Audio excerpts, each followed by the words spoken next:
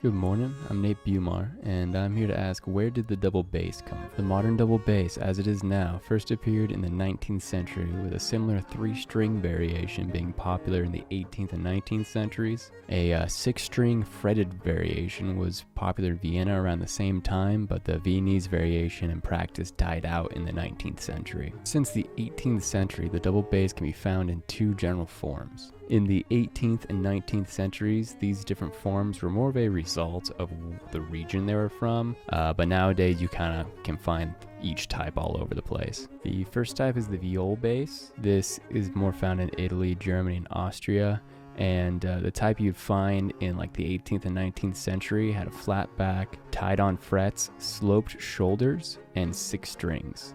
Although nowadays, if you find one like this, it won't have the frets or the 6 strings, but it'll still have the flat back and sloped shoulders. The other style of bass is the violin style bass. It was popular in England and France in like the 19th century especially, and it had a curved back, no frets, wide shoulders like a violin, and 3 to 4 strings.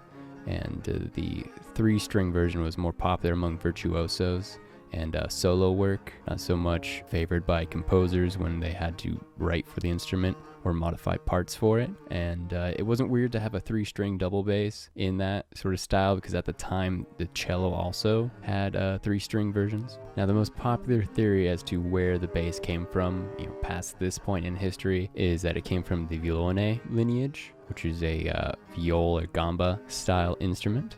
Now, the biggest supporter of this theory is Alfred Planyavsky. He's the foremost scholar on the history of the double bass and the author of the Baroque double bass violone. He believes that the violoncello was the bass for the violin family, and that a predominating taste for viol instruments hindered the equal development of the violin bass. Now, in his eyes, the ancestor of the double bass, the violone, was so common and well liked throughout Europe that there was no need or room for a sub-bass member of the violin family to even develop.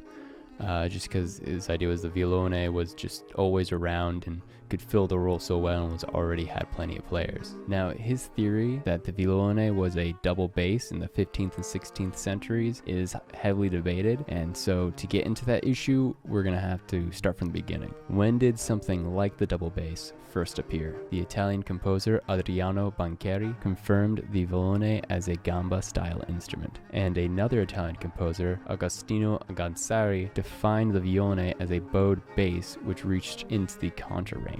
And also Heinrich Schütz actually wrote that the violone was widely used all over Europe. So the violone seems to have been a contrabass instrument which was bowed and was in common use by at least the later half of the 16th century. Alfred Planyavsky believed that the original instrument first arrived in Italy in 1493, the 15th century, when a group of Spanish musicians traveled to Mantua with what was reported at the time as being a human-sized viol. Now, our earliest surviving examples of these instruments come from a collection assembled at the 1872 South Kensington Museum exhibition. Most of these instruments were made by Gasparo or his pupil Maggini. Now, Gasparo was an expert bass player and one of the earliest violin makers. He came from a family of violin virtuosos. He lived and worked in Salo, not far from Venice, where the Gamba School of Ganassi presided. According to Planyavsky, here at the Gamba School of Ganassi, the efforts to extend the range even lower than that of the human voice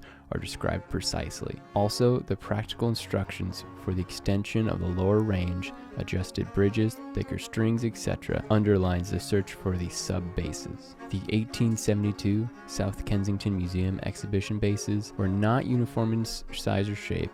Some are argued to be violoncellos, and about half of them were modified and previously owned by bass virtuoso Dragonetti, who was born and raised in Venice. So you'd think that having multiple surviving 3-string double basses, which were created by modifying violones built at the turn of the 17th century and played by one of the earliest double bass virtuosos, should back up Planyavsky's claim of violones being the origin of the modern double bass. But there is too much variation amongst them, and some of them even conform more to the size and shape of the violoncello.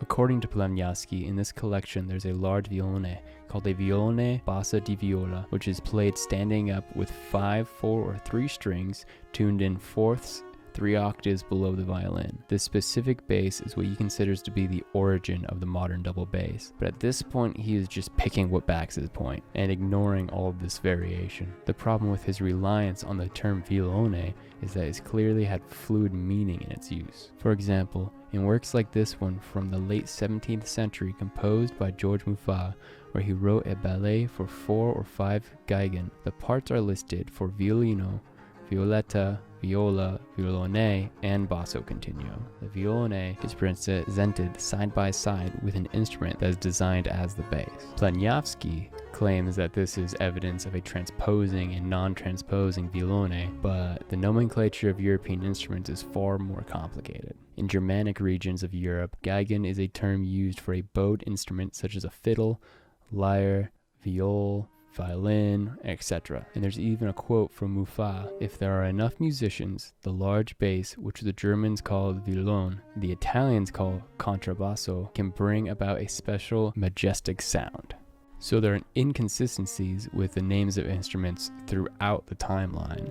And then also it seems like that in Europe, the variations on what instruments were called seems to be partially dependent on the region. The names for instruments during the 16th and 17th centuries varied even within one region. In just France, for example, it went by contrabbasso di viola, viola di contrabbasso, and contrabbasso da gamba. The same instrument in Italy or Germany could be called violone da gamba or violone in contrabbasso.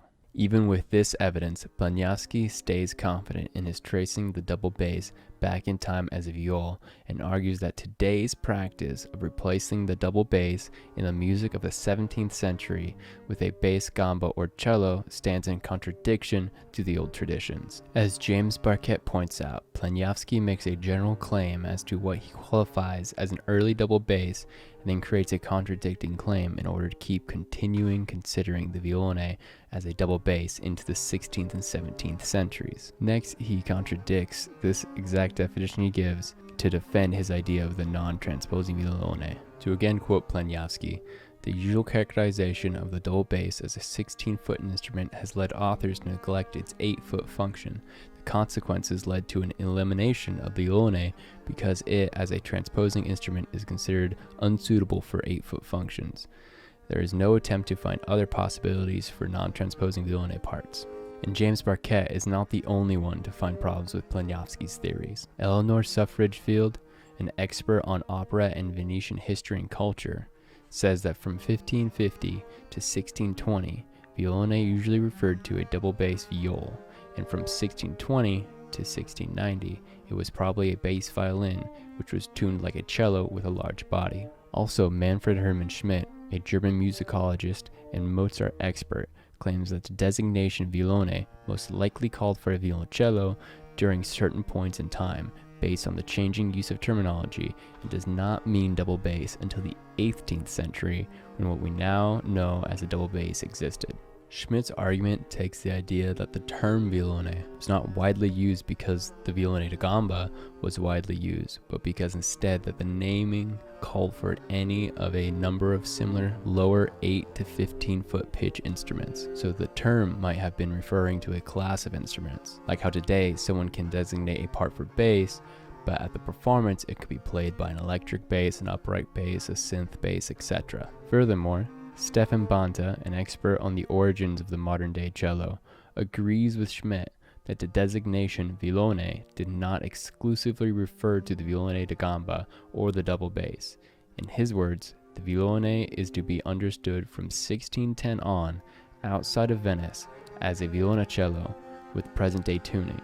The meaning of double bass is limited to being used only in Venice and Bergamo before 1650. In response, Planyavsky asserts that Banta's assumption that the violone should only be interpreted as a double bass in the 18th century is refuted by Italian sources. So even with all this confusion about the naming and function of a 16-foot sounding geigen instrument before the 18th century, the idea of the Viennese double bass being a member of the viol family, which anything designated as a violone also belongs to, is not widely debated. Therefore, the Viennese double bass could be a variation of the violone Planyavsky has traced back to those first musicians from Spain, or a new member of this instrument family.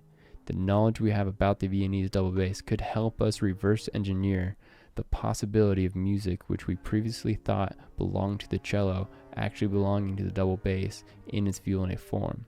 This music could sound an octave lower and be phrased differently due to the new limitations created when playing on an instrument as large as the double bass. We can explore this possibility by using our knowledge of the Viennese double bass and its practice as a starting point for moving backwards through the known musical literature, attempting to play pieces meant for anything designated as violone. The fewer changes from the Viennese version of the instrument that are needed in order to play the music fluidly, the more likely the term violone means a double bass-like instrument.